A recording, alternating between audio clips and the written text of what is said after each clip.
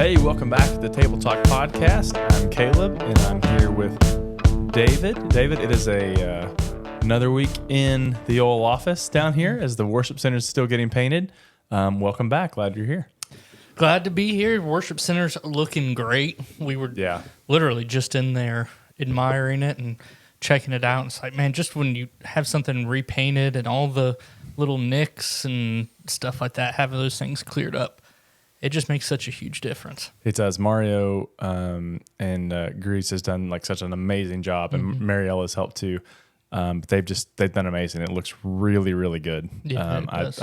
I really like it, and kind of the goal and the hope with that is like we want to make our building and our whole campus feel warm and inviting, because we want this place to be a place where our community feels comfortable and feels safe. And when people are here for events or plays or school things or whatever, it's like we want you to feel like how we've prepared this. We want you to be here, and it just looks really good. I'm really happy for it. Not that the aesthetics of something or a building's the most important thing, but we want to care for what we've got, and I think he's just done a great job. Yeah, it looks great. It was time for it to be painted, and for like I said, little patches here and there and things like that. It was time, and I think it looks really good. I'm excited for the end product. I'm excited for the screens that we're looking at, that to be able to really see, and the videos we do and stuff like that, to be able to see those clearly will be huge for us, and how we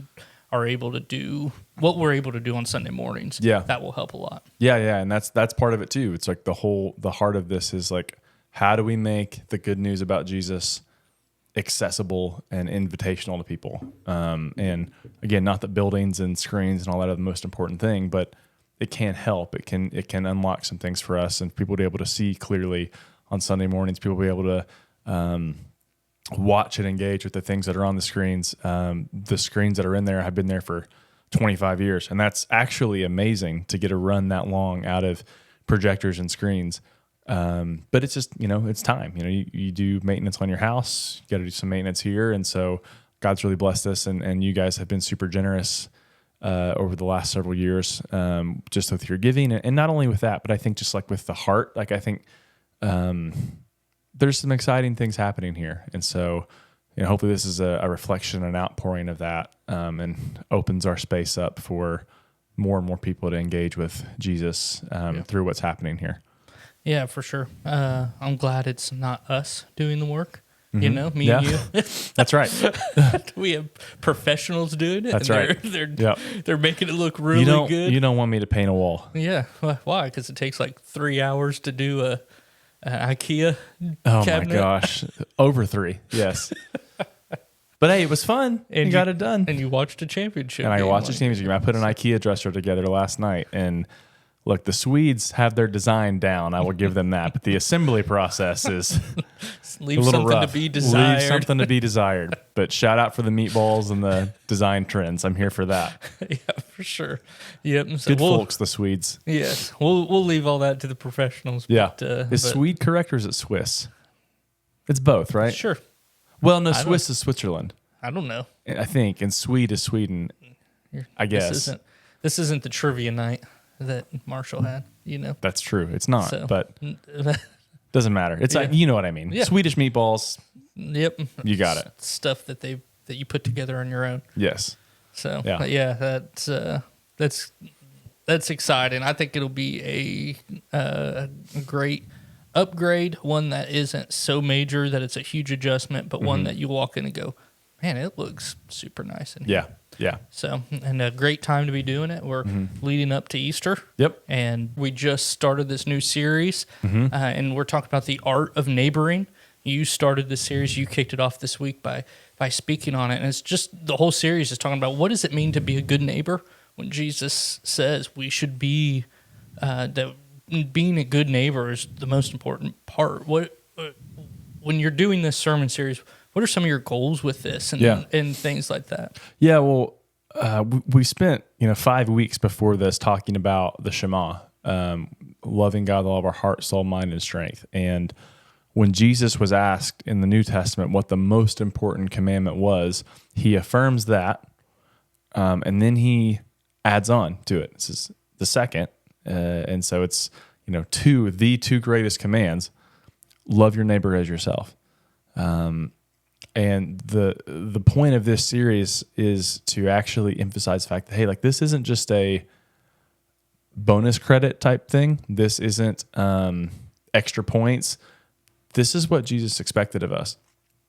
And that has a lot of different layers and context to it. But the one we're talking about specifically right now is just the people that live closest to us. As a church, our neighbors are the folks that live in this subdivision across the street, the folks that live up and down Cedar Bluff, the folks that live up and down Middlebrook Pike, these neighborhoods, these subdivisions, Carnes, Hardin Valley, Ball Camp Elementary. Like, these are our neighbors. So as a church who has been positioned and situated in a particular place, we're called by Jesus to love our neighbors, the people that are right close to us.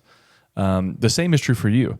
In your house, your apartment, wherever you live, you have people that live around you. And Jesus is calling you and all of us to love those people, to see them, to notice them, to hear them, to engage with them, and to love them. And so that's what we want to talk about over the next few weeks, is how do we do that?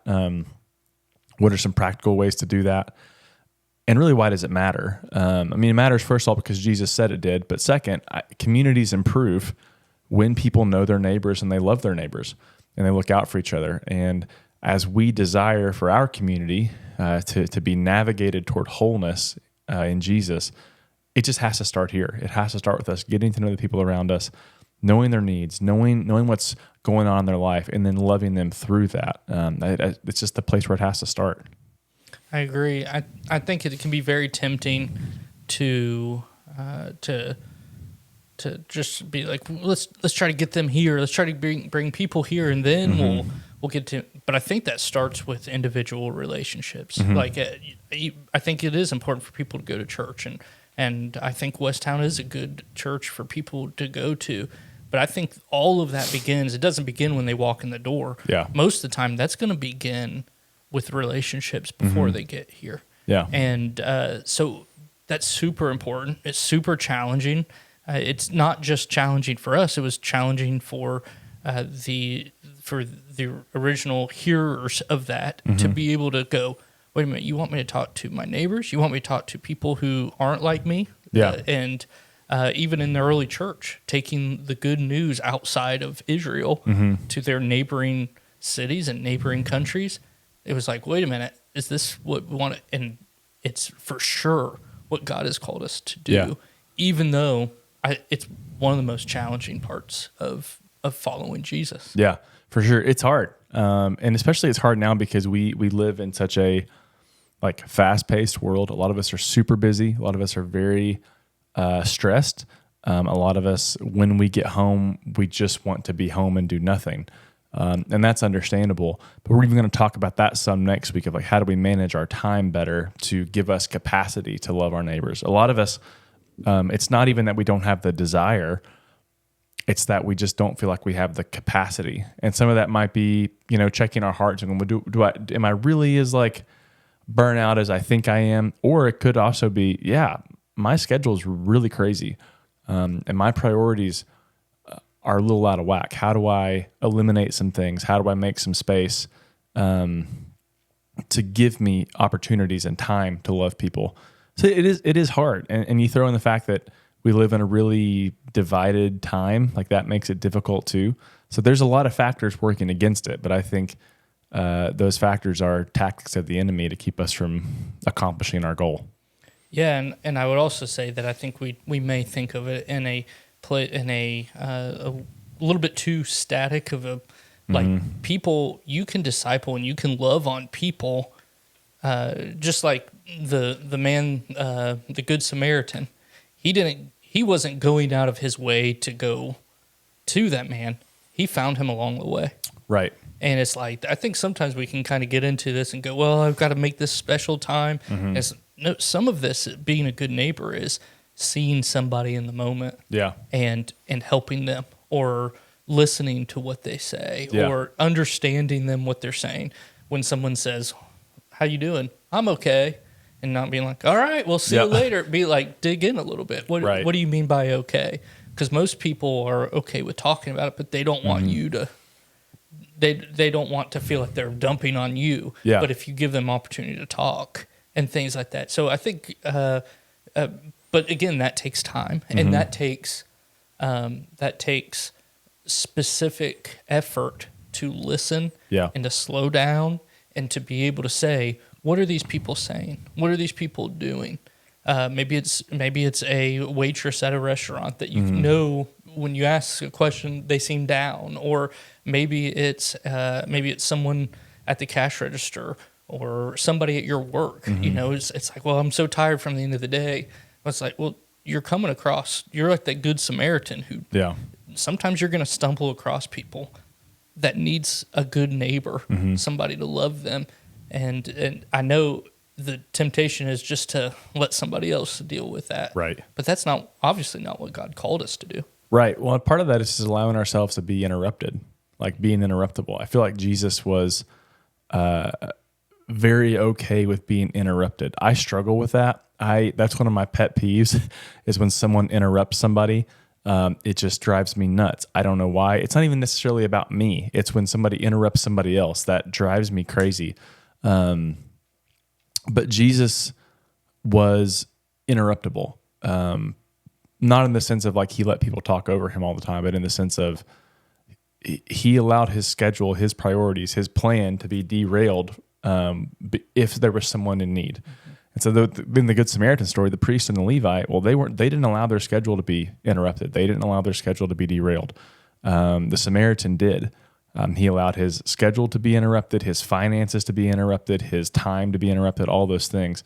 And I think that is a hallmark of being a good neighbor too. You're right. He wasn't seeking something out. He was going on about his business.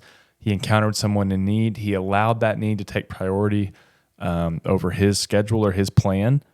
And he attended and met the need of the person and loved them. So that is like the attitude we have to have. And it's just really hard to develop that within ourselves without some intentional practice. Yeah, Jesus does it over and over again. He does it with the bleeding woman. He's going to see somebody who in their culture would be more important. Yeah. To go see his daughter, the religious Jairus' leader, daughter, the temple leader of their church, essentially. Hey, I'm going to go see his daughter to heal her, and he takes time to pause. He heals this bleeding woman, and takes time to get to know her and to help her, and then also to go within that goes and still does what he was originally going to do. Yeah. And but it's story after story where you see Jesus doing this, where you see him being willing to slow down, stop, look for people who are in need. And sometimes it could even threaten to make him look like he's in a bad position. Right. You think of the Samaritan. I think of the people that are that didn't stop. Partially some of the reason that they wouldn't stop is they don't want to become unclean. Right. And it just interrupts their day because he's bleeding. There's blood. You touch him, you have to go through all these rituals to become, clean, and to be able to do. So in their minds, they're thinking, well, I've got to make sure I'm this okay is so to do inconvenient. this. Yes. Yeah. And it's like, no, we can even put ourselves, it's even sometimes where we have to say, I'm okay with being late. I'm okay with whatever this is, to make sure that I'm being a good neighbor. Yeah, no, exactly. And it's hard. I mean, it's just because, again, we don't have a lot of margin in our lives. It just makes it really difficult. And so I think that's part of the solution, which again, we'll talk about this week, is how to create more margin, how to intentionally eliminate some things and leave some space in our schedules to do that. And, in our culture, that's hard because you don't want to be seen as lazy. You don't want to be seen as irresponsible. But I think part of what it means to follow Jesus well and to be a good neighbor is to just kind of allow yourself to have some of that margin, not for laziness, not for your own entertainment or whatever, but so that you have margin to love people well. And then even, again, like what you were saying, sometimes we're called beyond our margin, and we have to be okay with that sometimes too. Sometimes the needs of others take priority. Yeah, I think this is a great great series to lead up to Easter. We get people thinking about people around them. Easter is a great time to invite people to church. Statistically speaking, a lot of people who don't actively go to church are willing to go if they're invited. Yeah. And so if you're listening to this, or if you're listening to these sermons, be thinking of people along the road, people that you may see, or maybe people that you talk to throughout the week that you may go, hey, this may be a good time to invite them to a service. Yeah. And because this is a good season for that. People are thinking about the new creation. They're thinking about Christ, and they're hearing this story. And it's a great time to not just be a good neighbor because we want them at church, Right. but maybe to use some of that to go, hey, have you ever thought about Jesus, or have you ever thought about church, or we're having these events, we have the extravaganza coming up. I'd love for you to bring your kids. This is a really cool opportunity to meet some people, or at those events, making sure that you're going out of your way to meet people where they are, to be a good neighbor. Yep. It just, it takes that intentionality, it takes that priority, and it just takes practice. So part of that, the challenge to get to know the names of the people around you this week, that was just opportunity to practice. Yeah. Jesus didn't need practice because he was Jesus. Yeah. The rest of us, we're going to need to get some reps in on how to do it well and become better neighbors. So even if it's awkward or uncomfortable or scary, just keep plugging along. Like the Spirit's going with you and before you. I think God, when we ask him for opportunities to love people and to grow to be more like him, he gives them to us. And so just be ready and be aware. And if it doesn't go great the first time, that's okay. We'll continue to grow and mature, and God will keep giving us more and more opportunities to love the people around us well. Yeah, I would say it's guaranteed that there are going to be times that it doesn't go well. Yeah. Yep. Or that people don't respond. And that's okay. Jesus had that too, where people didn't respond. And that's okay.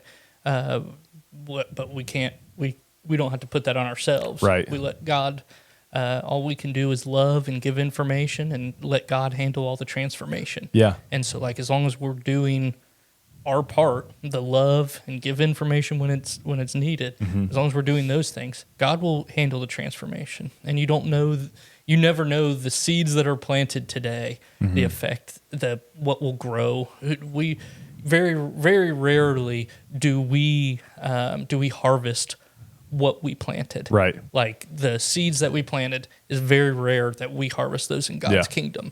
Typically, we plant them, other people come along and water them, and then maybe other people come along and water them, and then at the right time, sometimes it's you, but a lot of times it's other people come and make the harvest. Yeah, and we have to be okay with that. Yeah. Because it's not for our glory, it's for his. And so that's the point, and we have to be allowed, we have to be okay with allowing the harvest to come at a different time. Yeah. And part of it too, I think, just like to add to this, is like, you don't have to expect every interaction to lead to some like dramatic spiritual experience. Like, I think that's part of planting the seed, right? I think that stuff happens within relationship. And so it may take time to like build spiritual depth in a friendship. It may take time to see that neighbor be ready to have a spiritual conversation with you, or to be invited to church.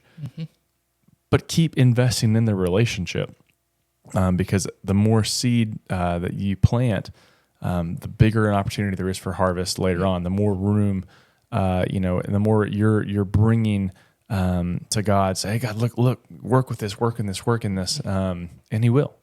So if it doesn't lead to some huge dramatic story, that's okay. Like we only get the highlight reel in Scripture. We're not seeing the days, the weeks, the months, the years of investment in people. And so just be faithful in the little things, and God will bring big things out of it. Yeah. Keep planting seeds, keep watering, water, love and grace and mercy and looking out for people, and see what God does. And it's going to be, he's going to move. And so that's really good. I'm excited about this series. It's obviously Jesus saw this as as utmost importance, right? I mean, right there with loving God, which is loving people right there with loving God. That's an incredible challenge and should be humbling to us. This is really important with our relationship. Yes, for sure. I mean, it's huge. Yeah. I mean, it is so crucial. And so we're going to unpack it more. I'm excited to get into it. Next week, we'll talk about time and how to structure it so we can give ourselves a chance to love people well. And I think it's going to be a really fun conversation. So thanks for tuning into the Table Talk podcast this week. We will see you guys next week. Have a great weekend. Enjoy it, and we'll see you soon.